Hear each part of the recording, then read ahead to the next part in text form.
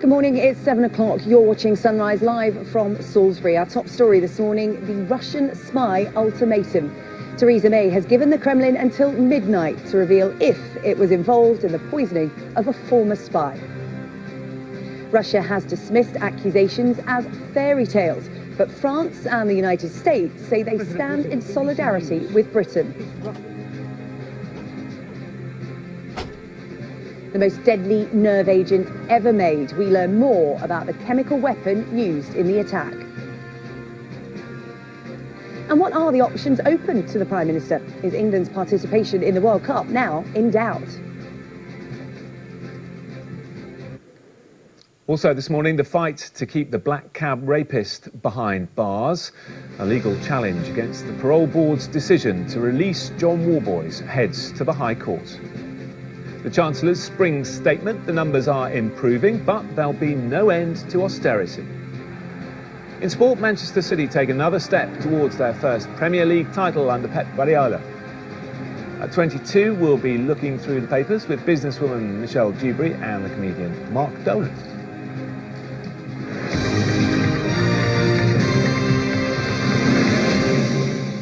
Live from Salisbury, I'm Sarah Jane Mee.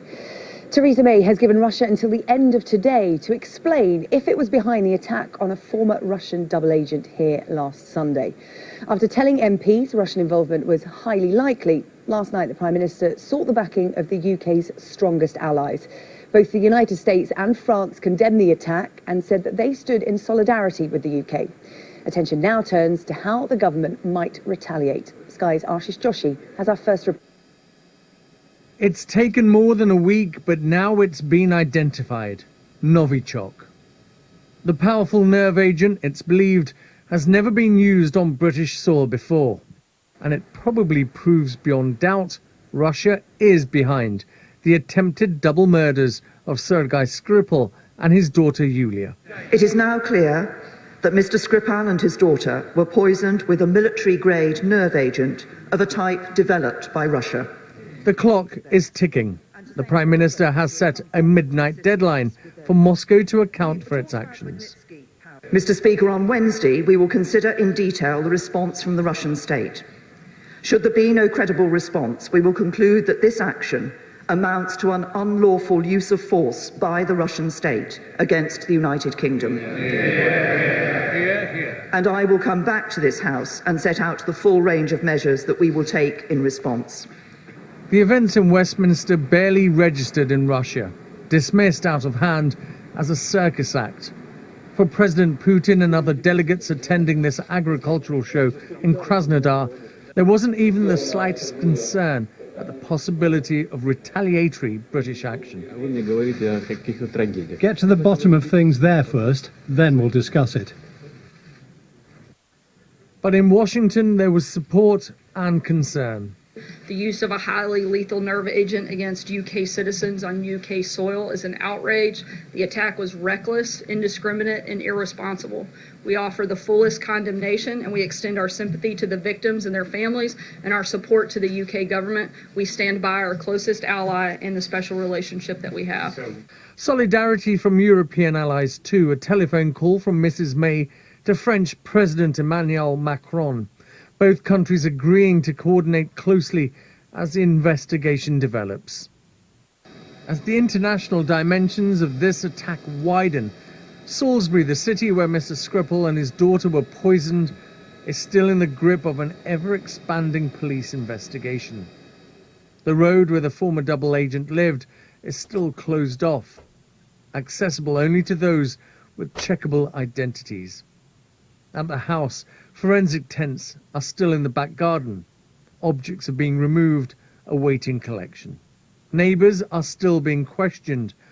Police still need answers. Ever since the investigation started, we've had police officers knocking on the door to check our Wi-Fi.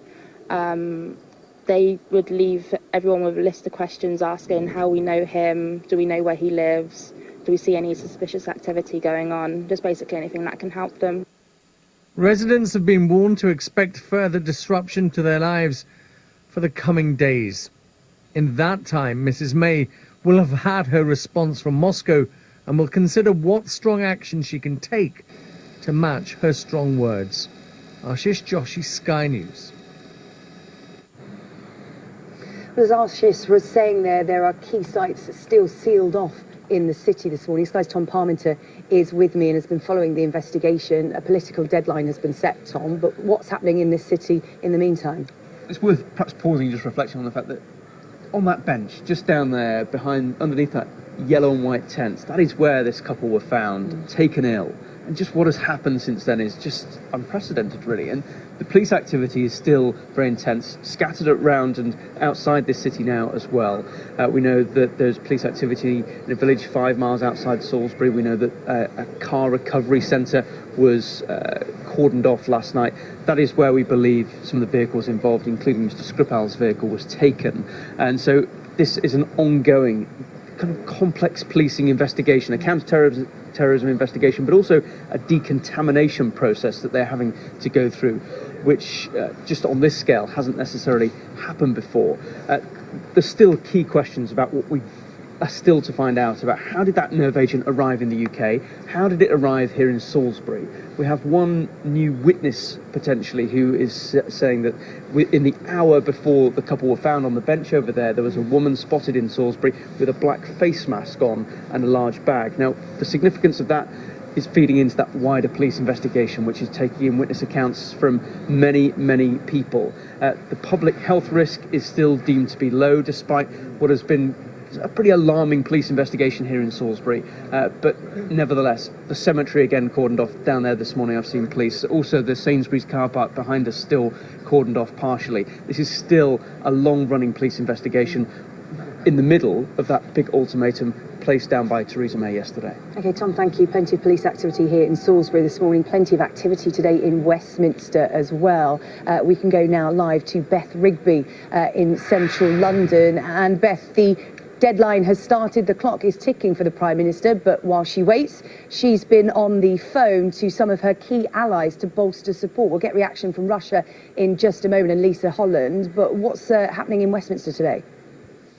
Yes, that's right, Sarah Jane. She has got some much needed and much welcome support in the evening and overnight. As Ashish was saying in his report earlier, President Macron of France has said he stands in solidarity with the UK and is ready to act in a coordinated manner. And Rex Tillerson in the US also saying that he is ready to coordinate efforts with the UK. So a much needed boost for the Prime Minister, because any retaliation against Russia is much stronger if she has her allies on board rather than trying to do it on her own. So that's been happening, and no doubt the Foreign Office and the Prime Minister will continue that work on diplomacy throughout the day as the clock ticks down to the Russian response.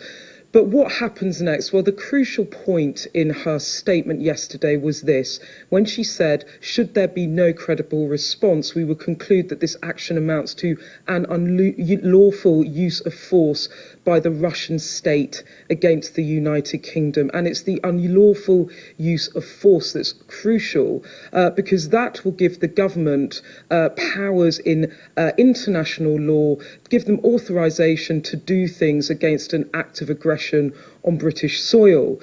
So what could they do? Well, one option being reported in the Times this morning is it could clear the way for a cyber attack, potentially the government to attack Kremlin computer networks or websites publishing fake news. And I spoke to one senior government figure last night who said to me, I hope the Russians haven't read this all wrong, otherwise they will feel the pain. And that just, I'm telling you that just to underline how seriously the government really is taking that. So they have a range of options that they could consider, from expelling diplomats right through to actually cyber attacks against the Russian state. She's been very robust in her words, and then in the next 36 hours, we're going to see how robust Theresa May will be in her actions. OK, Beth Rigby, thank you. Let's now cross to Moscow and our correspondent Lisa Holland, who is there. And as Beth was saying, Lisa, very robust language from the Prime Minister, but do we expect President Putin to blink before midnight tonight? I think the short answer, so Jane, is as things stand, no.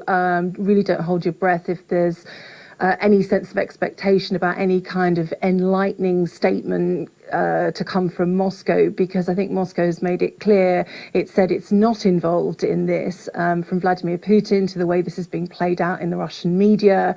At every level, really, there's a total denial of any kind of involvement, and the sense of if there was someone who was shot with a Kalashnikov rifle, if the Kalashnikov was made in Russia, would you then still blame Russia? So even if this nerve agent did originate in Russia, that doesn't necessarily make it the responsibility of Russia. So also a sense as well of I think, very dismissive from Vladimir Putin.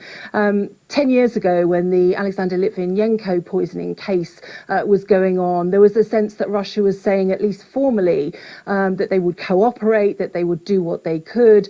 Yesterday, describing Theresa May's performance in the Commons as a circus act really is almost the kind of language of a kind of dying despotic regime, not a member of the G8. So I think it's very clear that Vladimir Putin is going to play hardball on this one.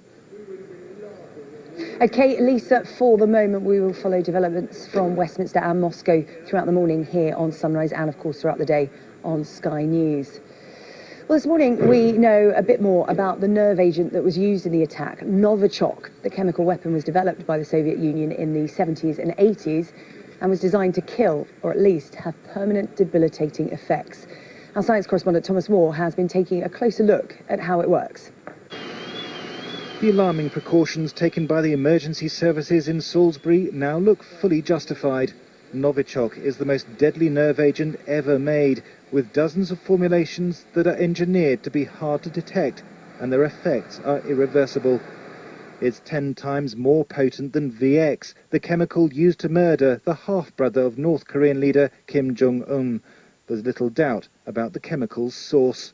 The Russians are the ones who developed the Novichok agents. As I said, there will be small quantities in other analytical laboratories around the world.